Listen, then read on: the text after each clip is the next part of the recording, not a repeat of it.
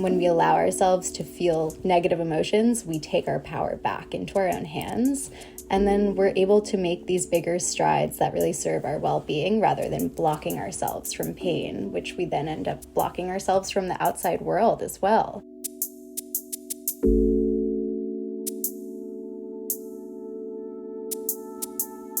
Welcome to Love Link, your guide to love and connection in all forms. We're your hosts, Simone Humphrey and Sina Simon. Today we're speaking with the newest therapist to join the Modern Mind team, Tess Hochberger.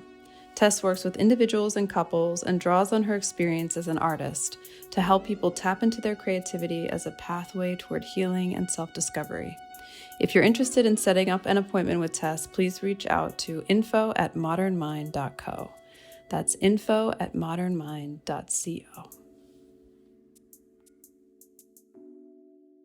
Tess, we're so thrilled to be talking to you today and wanted to take this opportunity to talk to you about your journey to becoming a therapist and also your therapeutic style so that people can get to know you a little bit better. You're the most recent member of the Modern Mind team, and we're really thrilled to have you. Thank you so much. I'm so excited to be here today chatting about my experience and being a part of this team. So Tess, tell us a little bit about your journey to becoming a therapist. What led you to this field? Yeah, I was one of those people who really actually wanted to be a therapist from the time I was a freshman in high school. I was really a mediator in my family growing up as the youngest of 3 kids. I've always had this really deep desire to make people feel seen and heard. Along with that, I always was really connected to art and movement as a huge part of my world growing up. So I think by high school, my dream was really to become an art therapist. And then in college, I fell in love with the clinical social work framework, actually, which holds a lot of space for the social and cultural context when understanding mental health. Beautiful. So for you, what is the most exciting part about being a therapist? Constantly getting to build new alliances with so many different types of people, ages, different types of relationships, and really watching people grow into the most authentic versions of themselves and get to see these clients gain confidence through empowerment, skill building, and improved interpersonal relationships. How do you build alliance with your clients? I find that creativity and joy in the therapeutic space is so powerful for healing. I think that there's this idea, this very Freudian idea, that therapy is a very serious, straight-faced experience. But I think getting to hear about someone's world and having someone share their innermost personal thoughts with you, the ability to open up and laugh and make really creative analogies and incorporate movement and breathing is one of the most magical ways to get to know someone and to build that alliance together, because they're getting to see the most authentic version of myself. And when you see someone else do that, it's so much easier to do that yourself. Absolutely. And I think it's one of the... We're going to say the same thing, Sina.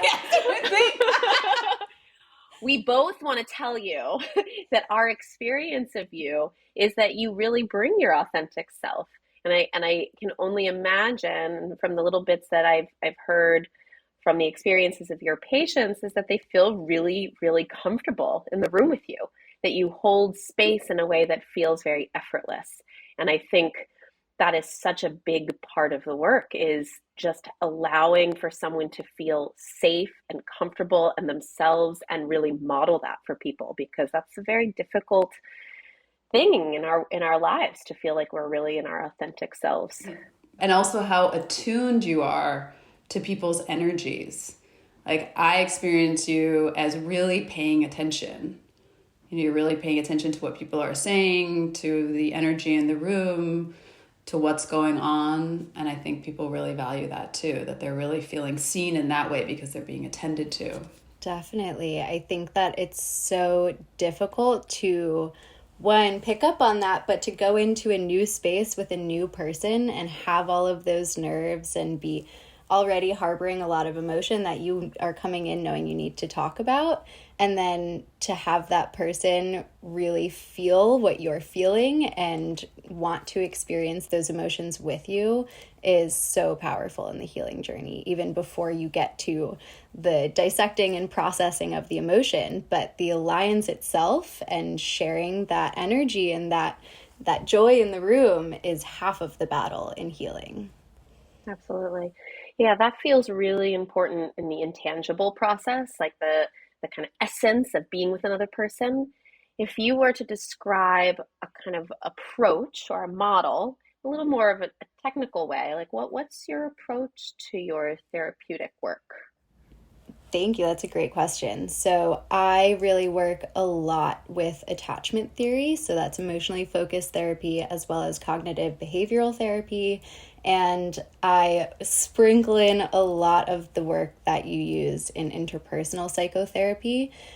So, we're processing your attachment figures, your relationships.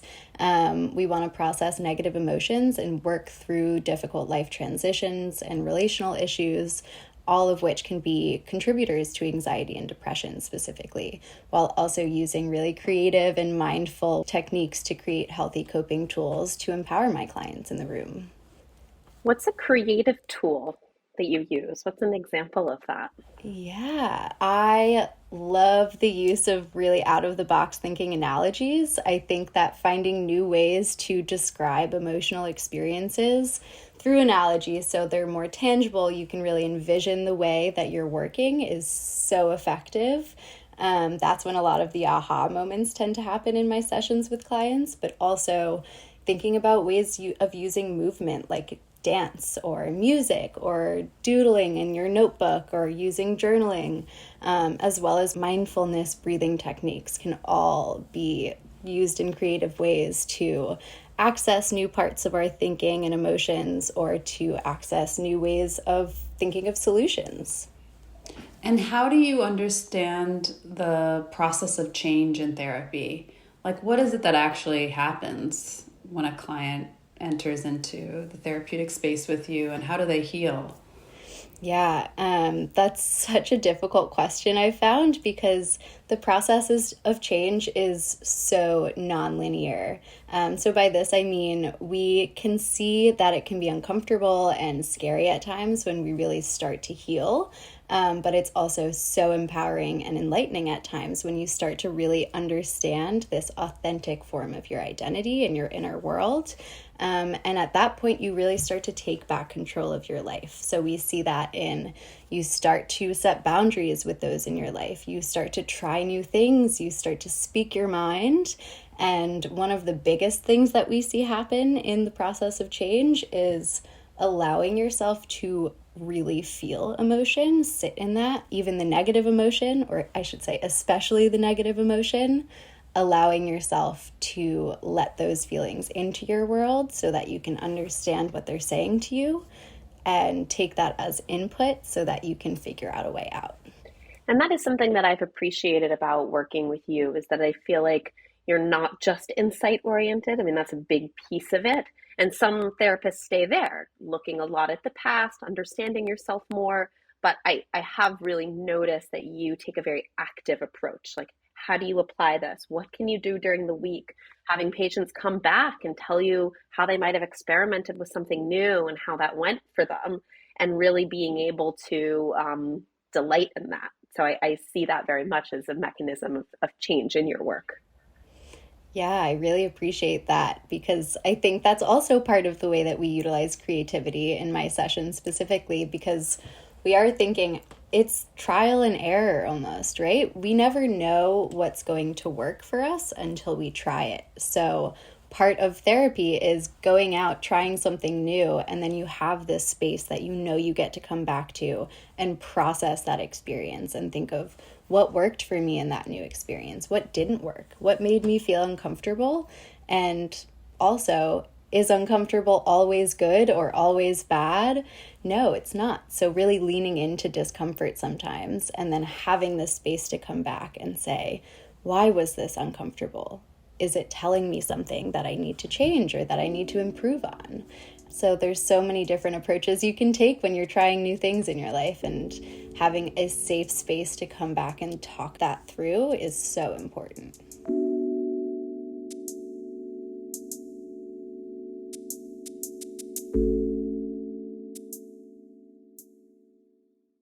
Hi, LoveLink listeners. Our group practice, Modern Mind, is located in New York City with offices in Brooklyn and Manhattan, offering in-person and virtual psychotherapy.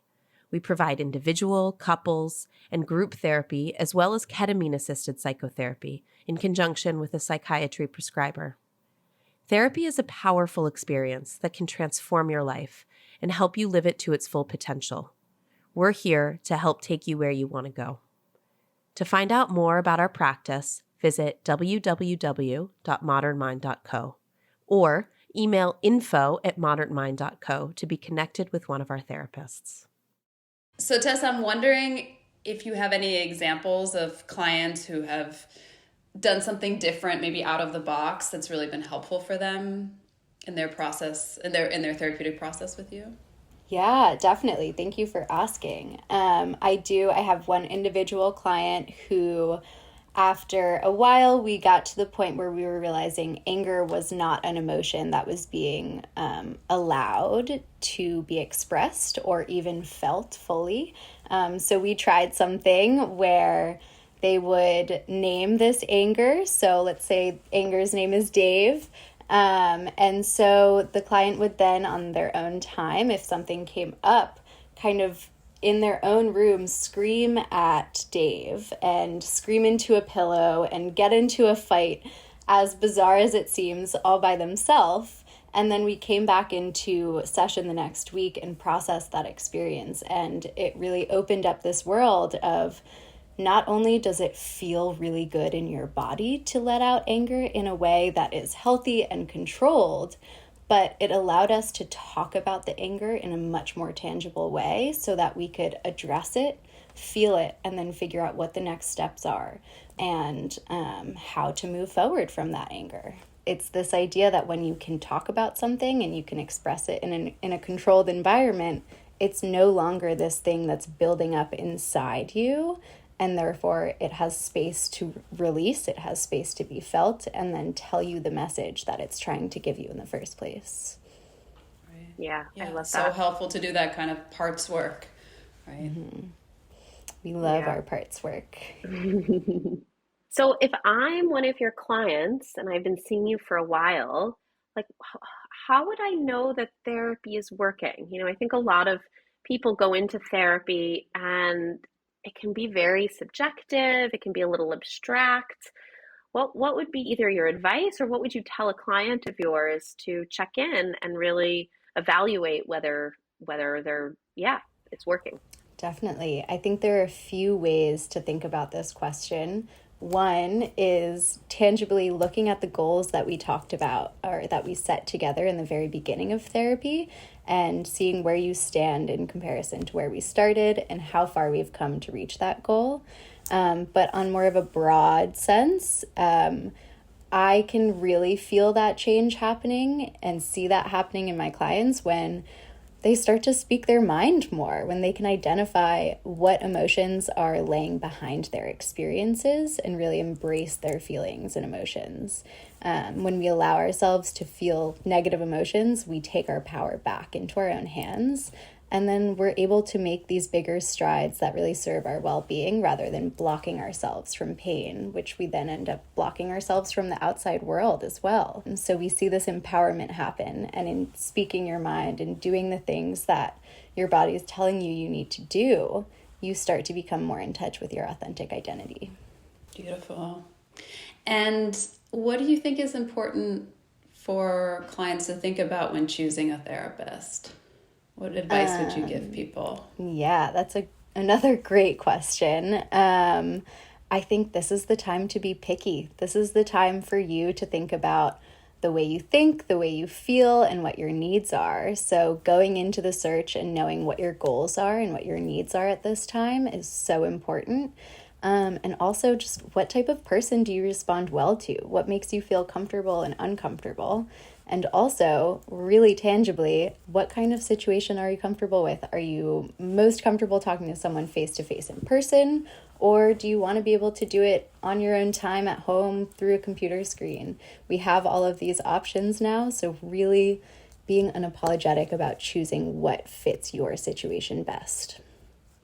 I think that's really good advice, because ultimately it's all about fit with a therapist. Who do you feel comfortable talking to?